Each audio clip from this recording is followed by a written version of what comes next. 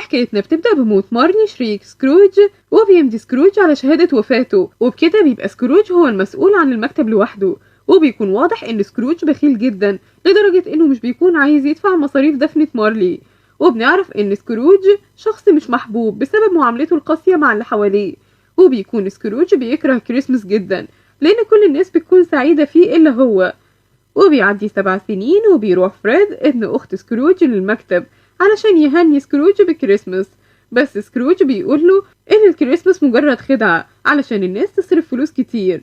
وبيقوله فريد ان الكريسماس اتعمل علشان القرايب تتجمع سوا ويكونوا اقرب لبعض. وبيطرد سكروج فريد من مكتبه وبيقوله انه هيقضي كريسماس لوحده افضل من التجمع السخيف بتاع العيلة، وان تجمعهم اهدار للوقت والفلوس.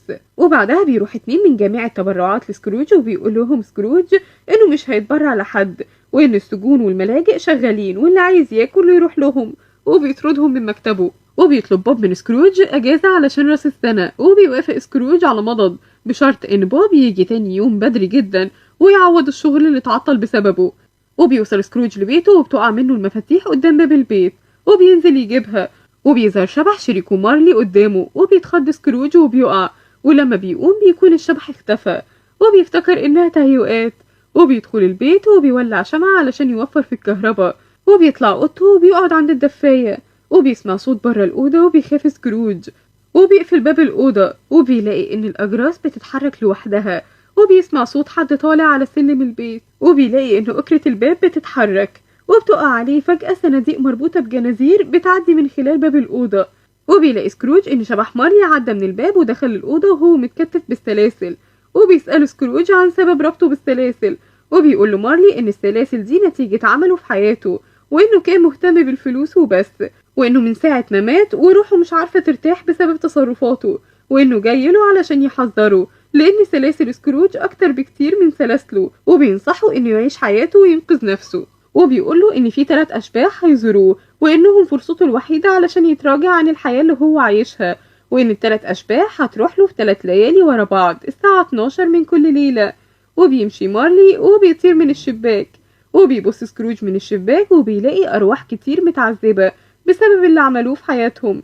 وبيترعب سكروج وبيستخبى تحت الغطا. وبيسمع سكروج اول رنة للساعة وبتتفتح الستاير وبيلاقي شبح صغير بيقرب منه.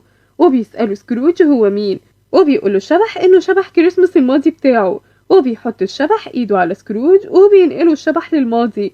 وبيروحوا للمكان اللي سكروج عاش فيه وهو طفل، وبيروحوا لمدرسة سكروج.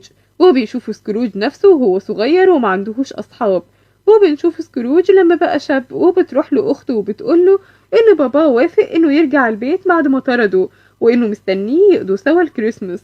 وبيقول الشبح لسكروج ان اخته كانت بتحبه جدا، وان عندها ولد واحد وهو فريد، وان سكروج بيعامله وحش وطرده من مكتبه. وبياخدوا الشبح وبينقلوا المكان شغله زمان ايام ما كان سكروج بيحتفل بالكريسماس. وبيشوف سكروج نفسه وهو في الحفلة وكان بيرقص مع البنت اللي بيحبها واللي خسرها بسبب جشعه وحبه للفلوس واهماله ليها. وبيبص سكروج للشبح وبيلاقي ان وشه بيتغير لشكل كل الناس اللي عرفهم زمان. وبيحاول سكروج انه يصرف الشبح ويحبسه في البوق بتاعه، بس البوق بينفجر وبياخد سكروج وبيطير لبعيد.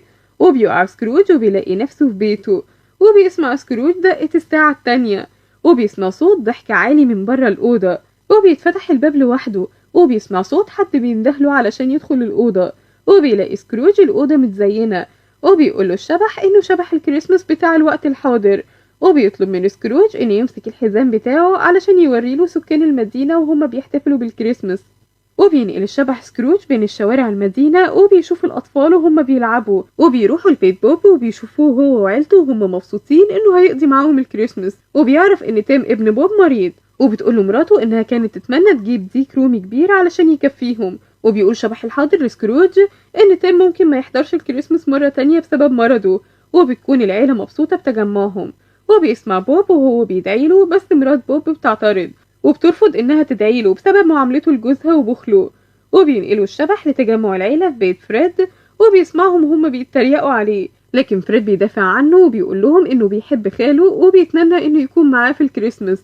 وبيقول شبح الكريسماس ان عمره قصير وهينتهي الليلة، وبيفضل الشبح يضحك لغاية ما بيتحول لرماد، وبيتحول ظل سكروج لظل آخر شبح هيظهر له، وبنعرف إنه شبح الموت. وبيهاجموا الشبح وبيقع سكروج من على السلالم وبيقع في الشارع، وبيسمع الناس وهم بيقولوا إنه مات ليلة الكريسماس، وإن محدش هيحضر جنازته لأن محدش بيحبه. وبيطاردوا شبح الموت وبيحاول سكروج انه يهرب منه، وبيفضل حجمه يصغر، وبيقع في بيت جو ديبلر الخدم بتوعه، وبيكونوا سرقوا فرش بيته وهدومه بعد ما مات. وبيلاقي جو فار جنب سكروج وبيضربه، وبيتحدف سكروج بعيد وبيقع في ايد شبح الموت، وبيوديه في اوضه فيها واحد ميت لوحده ومحدش معاه، ومش بيرضى سكروج يشوف مين اللي مات. وبيوديه شبح الموت لبيت بوب، وبيكونوا كلهم زعلانين بسبب موت تيم ابنهم الصغير، وبيكون بوب هو الوحيد اللي زعلان على موت سكروج.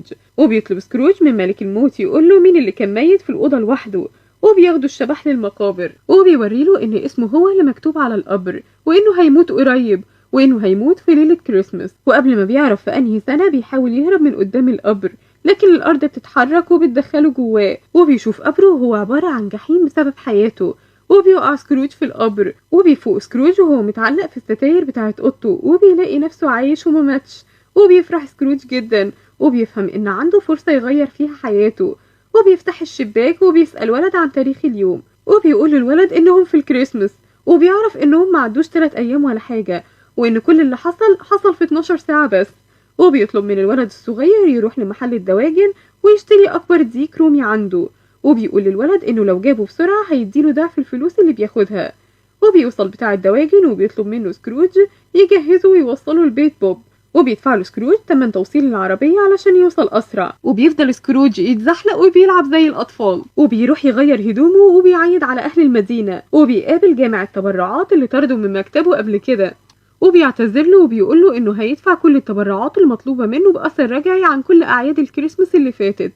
وبيروح بالليل لبيت فريد ابن أخته، وبيسمعهم هما بيتريقوا عليه، وبيدخل سكروج وبيستغربوا كلهم إنه جه، وبيقول سكروج لفريد إنه جاي علشان يقضي معاه الكريسماس، وبيفرحوا كلهم بيه، وبيوعدهم سكروج إن العزومة عنه الكريسماس اللي جاي. وتاني يوم بيستنى سكروج بوب في مكتبه، وبيتأخر بوب 16 دقيقة، وبيوصل بوب وبيتعامل معاه سكروج بطريقته القديمة، وبيعمل فيه مقلب، وبيقول له إنه بما إنك اتأخرت فأنا هزود مرتبك. ومش بيفهم بوب حاجة من اللي اتقالت، وبيضحك سكروج وبيقول له إنه هيعوضه عن السنين اللي اشتغلها وهيساعد عيلته. وبيكون بوب مصدوم من اللي بيحصل، وبيديله سكروج فلوس علشان يجيب فحم للدفاية بتاعته. وبيبص بوب على سكروج من الشباك وبيلاقيه بيرقص، وبيعدي وقت وبيخف تيم ابن بوب وبيعامله سكروج زي ابنه. وبينتهي الفيلم مع سكروج بعد ما بقى كل المدينة بتحبه. وبكده ينتهي فيلمنا. لو عجبك الفيديو ما تنساش تعمل لايك وسبسكرايب وتفعل الجرس علشان يوصلك كل جديد، وما تنسوش تكتبولي في الكومنتات عايزيني ألخص فيلم ايه اللي جاي.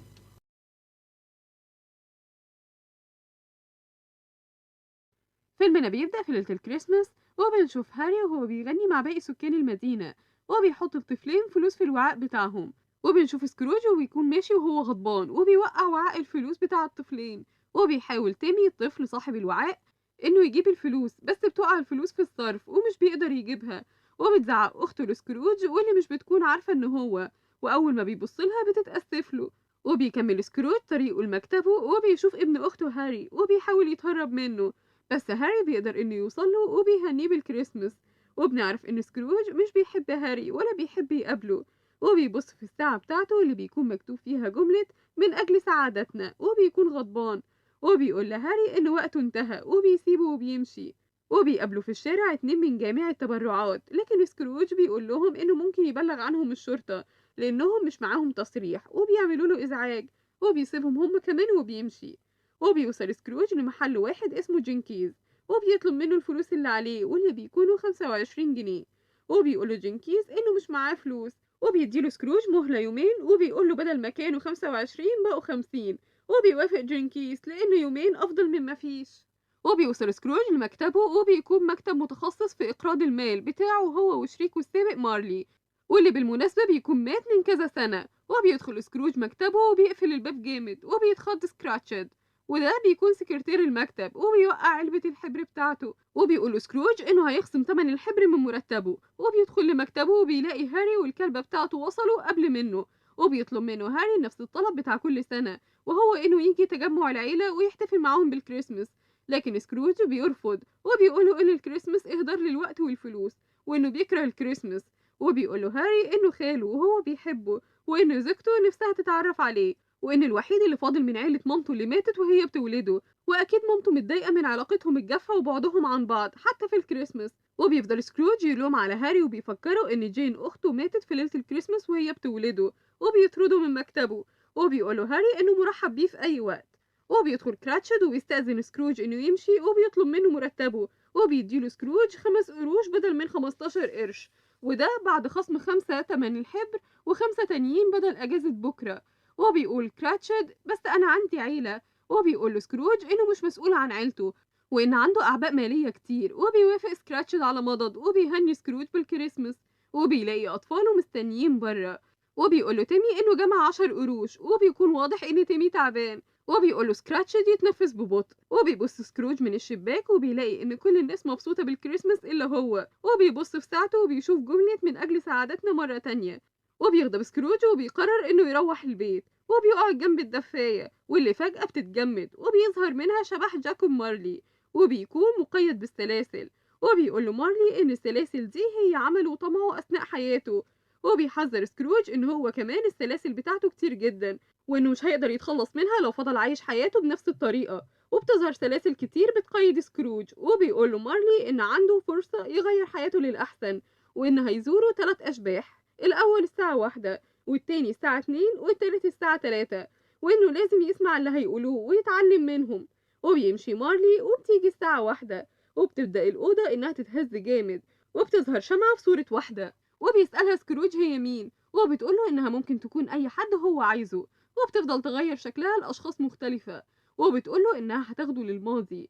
وبيفكر سكروج نفسه بيحلم وعلشان تثبت له إنه مش في حلم بتضربه بالقلم جامد وبتعمل حلقة من النار بيقع فيها الشمعة وسكروج والكلب، وبيوصلوا للبلد اللي كان عايش فيها سكروج زمان. وبيحاول يلمس شخص قريب منه بس بيتكهرب، وبتقوله الشمعة إن محدش يقدر يسمعه أو يشوفه، وبتاخده للمصنع اللي كان شغال فيه وهو طفل وكان في ليلة الكريسماس. وبيقول لها سكروج إنه ما كانش عنده حل تاني لأن أمه وأخته هيموتوا من الجوع. وبيشوف من الشباك أخته جين وهي بتغني للكريسماس، وبيروح سكروج الطفل وبيغني معاها، لكن فجأة بتتعب وبتكح وبيقلع الجاكيت بتاعه وبيلبسه لها وبيلوم عليها إنها خرجت في البرد، وبتقول له أخته إنها جت علشان تديله هدية الكريسماس وبيكون تمثال لبابا نويل. وفجأة بتتغير الصورة لصورة تيم ابن سكراتشد وبيكون تعبان زي أخته، وبتسأله الشمعة إذا كانت أخته هتعيش، وبيقول لها سكروج أيوة بس هتفضل تعبانة لغاية ما هتموت وهي بتولد هاري في ليلة الكريسماس. وبتسأله الشمعة عن ليلة كريسماس مميزة عنده، وبيقول لها سكروج لا ما عنديش. وبتنقله الشمعة لوقت تاني أثناء ما كان سكروج شاب وبيقابل مستر فيزوينج ومعاه بنته إيزابيل، وبيعجب سكروج بيها وبيعزموا فيزوينج على حفلة للكريسماس. وبيرفض سكروج في البداية لكن بيوافق في الآخر لما إيزابيل بتعزمه، وبيفضل يغني ويرقص مع إيزابيل في الحفلة. وبتاخده الشمعة المشهد تاني وبنشوف واحد راكع وبيترجى مارلي وسكروج يأجلوا ميعاد دينه بس هما مش بيرضوا. وبيلاقي سكروج إن ابن الراجل ده هو سكراتشد، وبيعرف كمان إن إيزابيل كانت واقفة بدون ما يعرف وشافت اللي حصل وزعلت جدا وراحت للمكتب وطلبت إنها تتكلم معاه بس هو كان مشغول. وبيحاول سكروج الكبير ينبه سكروج الصغير ويقوله إن مفيش وقت، وبتقلع إيزابيل خاتمها وبتنفصل عن سكروج. وبتوري شمعة لسكروج صورة من حياة إيزابيل في المستقبل وبتكون كونت عيلة وعاشت حياة سعيدة. وبيقع سكروج مع الشمعة وهي بتختفي بالتدريج وبتقوله إنها وريته اللي حصل والضيف اللي جاي هيوريله اللي بيحصل، وبتقوله يفتكر ويتعلم من الماضي، وبتقوله كمان يتغير مادام يقدر. وبيظهر تاني شبح وبيقول لسكروج إن دلوقتي في الحاضر وإنه ممكن ياخده لأي مكان هو عايزه، وبيكون الشبح ده فرحان لأنه هينزل الأرض أثناء الكريسماس. وبياخدوا الشبح لبيت هاري وبتكون العيلة كلها متجمعة ومبسوطة مع بعض، وبيقول لهم هاري إنهم هيشربوا نخب سكروج، وبيتضايق الحضور. وبيحكي لهم هاري إن مامته كانت متعلقة جدا بخاله سكروج وكان هو أكتر شخص هي بتحبه، وأكيد هو مش بالسوء ده طالما إن مامته كانت بتحبه وإنه هيفضل يحبه مهما حصل.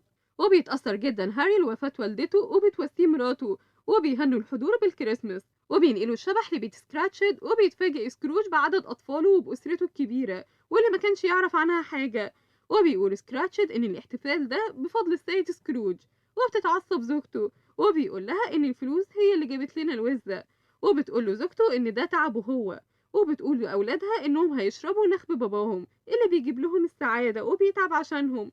وبيغني الأطفال احتفالا بالكريسماس، وبيقع تيمي وبيفضل يكح، وبيسأل سكروج الشبح عن مصير تيمي، لكن الشبح الحاضر بيقوله إن المستقبل مجهول بالنسبة له، وبيقوله إنه لازم يعيش الحاضر لأنه وقته بينتهي بسرعة. وبتيجي الساعة 3 وبيظهر الشبح الأخير وبيشاور على جينكيز واللي بيبقى واقف عند بيت سكروج، وهو بيقول لكل الحاضرين إن كلنا ممتنين للسيد سكروج علشان اللي هو عمله النهاردة. وبيقول سكروج أكيد عافتهم من ديونهم. وبتمشي الكلبة لغاية ما بتوصل لصندوق في العربية وبتقرأ اسم سكروج عليه، وبتحاول الكلبة إنها تفهم سكروج إنه مات، بس هو بيكون مندمج مع الرقص والأغاني اللي هي أصلا على موته. وبينقلوا الشبح للمقابر، وبيشوف كراتشد وهو بيعيط عند قبر تيمي، وبيقول له أنا وعدت مامتك إني هساعدها في احتفال الكريسماس، وبيوعده إنه يزوره بكرة. وبيسأل سكروج الشبح إذا كان ده فعلا هيحصل ولا ممكن ما يحصلش لو اتغير. وبيوصل جينكيز للمقابر ومعاه الصندوق اللي فيه جثمان سكروج، وبيرمي الصندوق وهو بيضحك، وبيقول له كاهن ما يضحكش، لكن جينكيز بيقول له إن ده نتيجة للي هو عمله في حياته. وبيشوف سكروج اسمه على الصندوق، وبيشوف السلاسل وهي طالعة من الأرض وبتحوطه، وبيترجى سكروج الشبح يسيبه عايش ويديله فرصة تانية، وبيسأله ليه يوريله الماضي لو مش ممكن يغير في المستقبل، وإنه محتاج يرجع علشان ينقذ تيمي. وبيترجى الشبح وبيقوله إنه اتعلم من الماضي وهيعيش الحاضر، وبيقع في حفرة فيها صور لكل اللي حصله في حياته. وبيصحى في النهاية وبيلاقي نفسه في الأوضة واقع على الأرض، وبيفتح الشباك وبيسأل عامل عن اليوم، وبيكون فرحان ومبسوط، وبيفتح الساعة وبيبص على جملة من أجل سعادتنا، بس المرة دي وهو مبسوط.